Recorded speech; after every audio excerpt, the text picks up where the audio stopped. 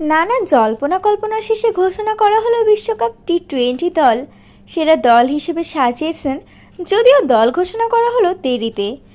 শান্ত নেতৃত্বে বড় চমক দেখাবে বাংলাদেশ। ইনজুরি থেকে ফিরে তাসকিন দায়িত্ব পেলেন সহ অধিনায়ক। এবারের বিশ্বকাপে থাকছেন নতুন 6 প্লেয়ার, 6 ব্যাটার, 3 অলরাউন্ডার, 2 স্পিনার ও 4 পেসার নিয়ে স্কোয়াড ঘোষণা করা হয়।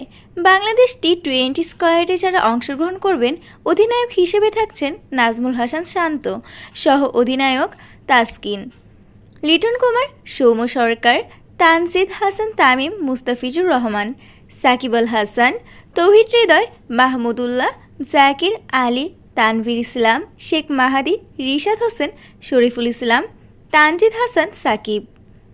দর্শক, 15 সদস্যের দল হিসেবে বিশ্বকাপ টি-20 স্কোয়াডে এরাই থাকছেন।